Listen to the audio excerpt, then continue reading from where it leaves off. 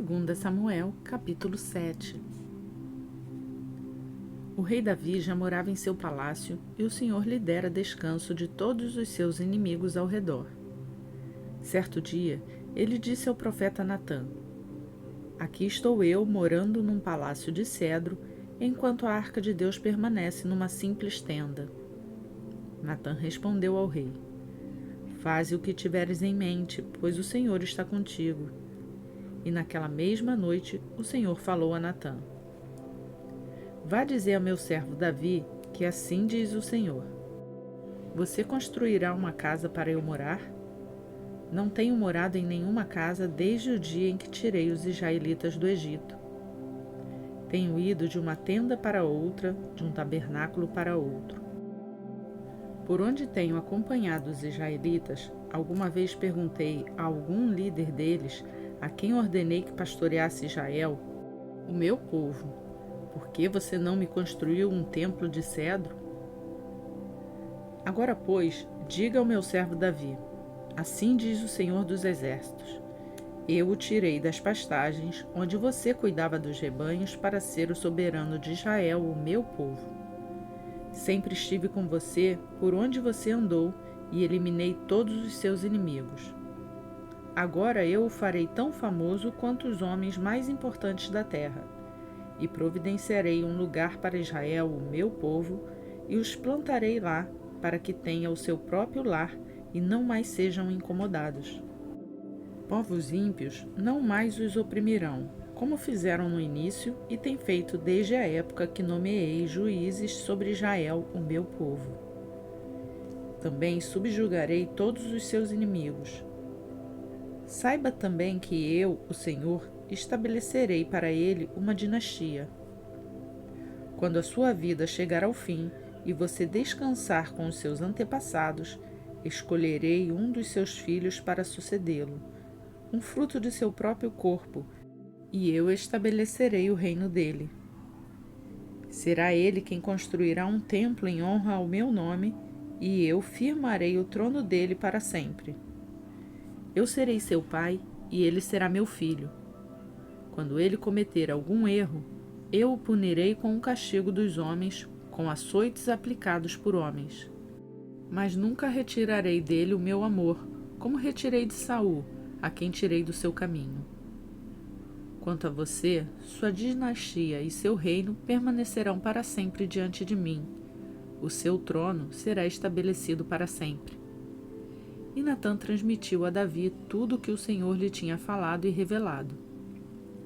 Então o rei Davi entrou no tabernáculo, assentou-se diante do Senhor e orou: "Quem sou eu, ó soberano Senhor? E o que é a minha família para que me trouxesses a esse ponto? E como se isso não bastasse para ti, ó soberano Senhor, também falaste sobre o futuro da família deste teu servo. É assim que procedes com os homens, ó soberano Senhor? Que mais Davi poderá dizer-te? Tu conheces o teu servo, ó soberano Senhor. Por amor da tua palavra e de acordo com a tua vontade, realizaste este feito grandioso e o revelaste ao teu servo. Quão grande és tu, ó soberano Senhor! Não há ninguém como tu, nem há outro Deus além de ti, conforme tudo o que sabemos. E quem é como Israel, o teu povo, a única nação da terra que tu, ó Deus, resgataste para dela fazeres um povo para ti mesmo, e assim tornaste o teu nome famoso. Realizastes grandes e impressionantes maravilhas ao expulsar nações e seus deuses de diante desta mesma nação que libertaste do Egito. Tu mesmo fizeste de Israel o teu povo particular para sempre, e tu, ó Senhor, te tornaste o seu Deus. Agora, Senhor Deus, afirma para sempre a promessa que fizeste a respeito do teu servo e de sua descendência. Faze conforme prometeste, para que o teu nome seja engrandecido para sempre e os homens digam: o Senhor dos Exércitos é o Deus de Israel. E a descendência do teu servo Davi se manterá firme diante de ti. Ó Senhor dos Exércitos, Deus de Israel, tu mesmo revelaste a teu servo quando disseste: estabelecerei uma dinastia para você. Por isso, teu servo achou coragem para orar a ti. Ó soberano Senhor, tu és Deus. Tuas palavras são verdadeiras e tu fizeste esta boa promessa a teu servo. Agora, por tua bondade, abençoa a família do teu servo para que ela continue para sempre na tua presença. Tu, ó soberano Senhor, o prometeste. E abençoada por ti, bendita seja para sempre a família de teu servo.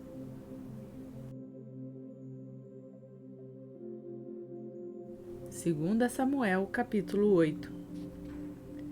Depois disso, Davi derrotou os filisteus, subjugou-os e tirou do controle deles Meteg e Amá. Davi derrotou também os moabitas.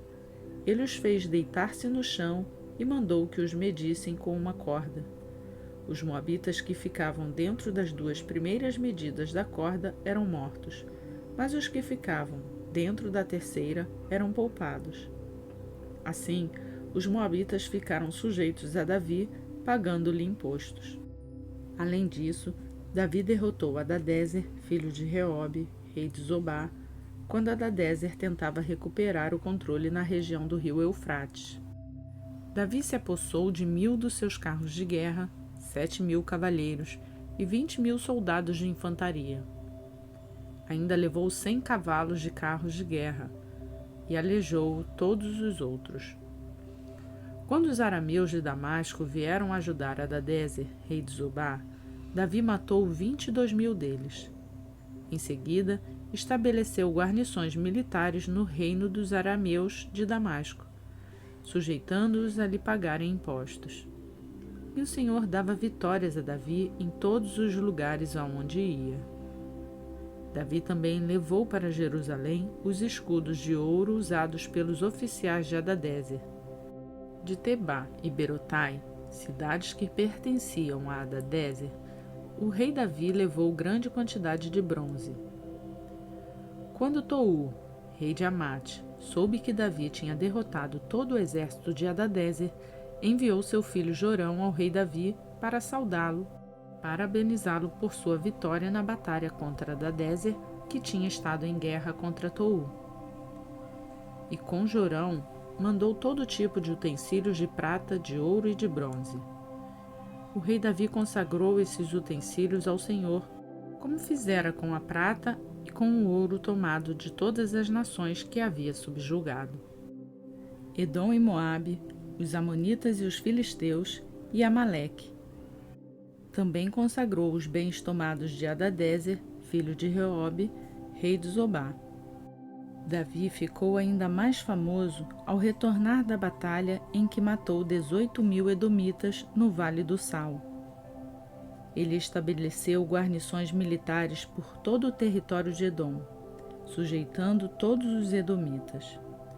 O Senhor dava vitórias a Davi em todos os lugares aonde ia. Davi reinou sobre todo Israel, administrando o direito e a justiça a todo o seu povo. Joabe, filho de Zeruia, era comandante do exército. Josafá, filho de Ailude, era o arquivista real. Zadok, filho de Aitube, e Aimeleque, filho de Abiatar, eram sacerdotes. Zeraías era secretário. Benaía, filho de Joiada, comandava os queretitas e os peletitas, e os filhos de Davi eram sacerdotes.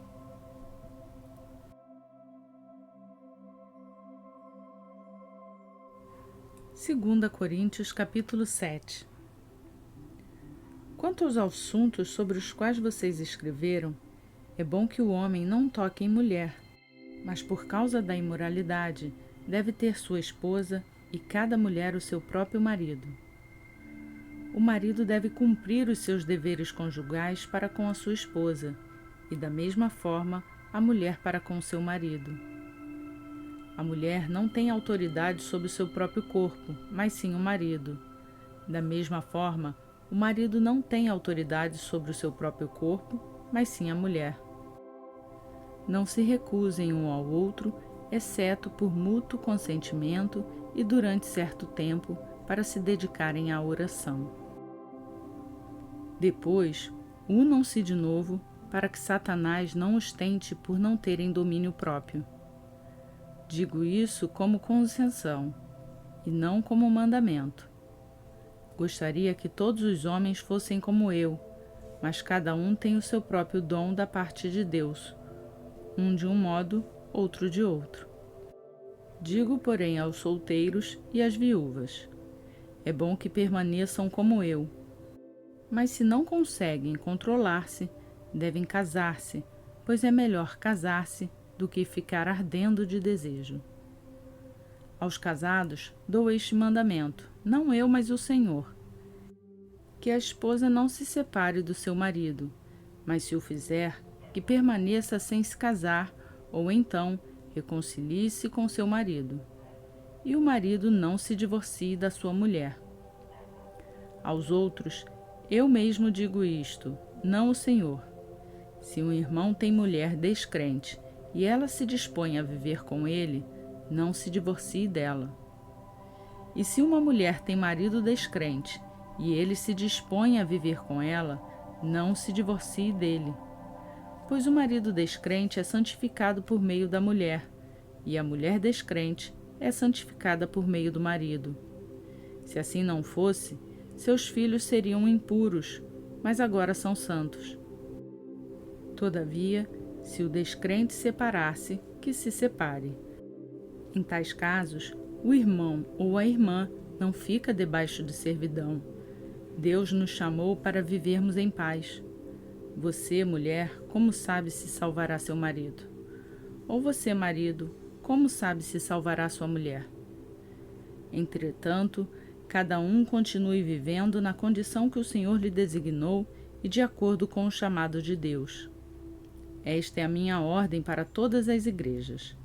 Foi alguém chamado quando já era circuncidado? Não desfaça a sua circuncisão. Foi alguém chamado sendo circunciso? Não se circuncide. A circuncisão não significa nada, e a incircuncisão também não é nada. O que importa é obedecer os mandamentos de Deus. Cada um deve permanecer na condição em que foi chamado por Deus. Você foi chamado sendo escravo? Não se incomode com isso. Mas se você puder conseguir a liberdade, consiga, pois aquele que, sendo escravo, foi chamado pelo Senhor, é liberto e pertence ao Senhor. Semelhantemente, aquele que era livre quando foi chamado, é escravo de Cristo. Vocês foram comprados por alto preço, não se tornem escravos de homens. Irmãos, cada um deve permanecer diante de Deus na condição em que foi chamado. Quanto às pessoas virgens, não tenho mandamento do Senhor, mas dou meu parecer como alguém que, pela misericórdia de Deus, é digno de confiança. Por causa dos problemas atuais, penso que é melhor o homem permanecer como está. Você está casado? Não procure separar-se. Está solteiro? Não procure esposa. Mas se vier a casar-se, não comete pecado. E se uma virgem se casar, também não comete pecado. Mas aqueles que se casarem enfrentarão muitas dificuldades na vida e eu gostaria de poupá-los disso. O que quero dizer é que o tempo é curto. De agora em diante, aquele que tem esposa, vivam como se não tivessem. Aqueles que choram, como se não chorassem. Os que estão felizes, como se não estivessem. Os que compram algo, como se nada possuíssem. Os que usam coisas do mundo, como se não as usassem. Porque a forma presente deste mundo está passando. Gostaria de vê-los livres de preocupações. O homem que não é casado preocupa-se com as coisas do Senhor, em como agradar ao Senhor. Mas o homem casado preocupa-se com as coisas deste mundo, em como agradar sua mulher, e está dividido. Tanto a mulher não casada como a virgem preocupam-se com as coisas do Senhor, para que sejam santas no corpo e no espírito. Mas a casada preocupa-se com as coisas deste mundo, em como agradar seu marido. Estou dizendo isso para o próprio bem de vocês, não para lhes impor restrições, mas para que possam viver de maneira correta em plena consagração ao Senhor. Se alguém acha que está agindo de forma indevida diante da Virgem de quem está noivo, que ela está passando da idade, achando que deve se casar, faça como achar melhor. Com isso não peca. Casem-se. Contudo, o homem que decidiu firmemente em seu coração que não se sente obrigado, mas tem o controle sobre sua própria vontade e decidiu não se casar com a Virgem, este também faz bem. Assim, aquele que se casa com a Virgem faz bem, mas aquele que não se casa faz melhor. A mulher está ligada ao seu marido enquanto ele viver, mas se o seu marido morrer, ela estará livre para casar-se com quem quiser, contanto que ele pertença ao Senhor. Em meu parecer, ela será mais feliz se permanecer como está, e penso que também tem o Espírito de Deus.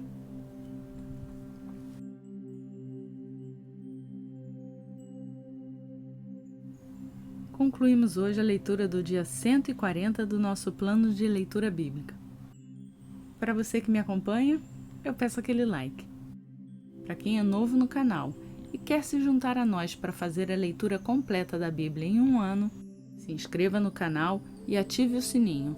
Assim você vai ser notificado todos os dias quando um novo vídeo for postado. E lembre-se de refletir na palavra. Por hoje eu fico por aqui.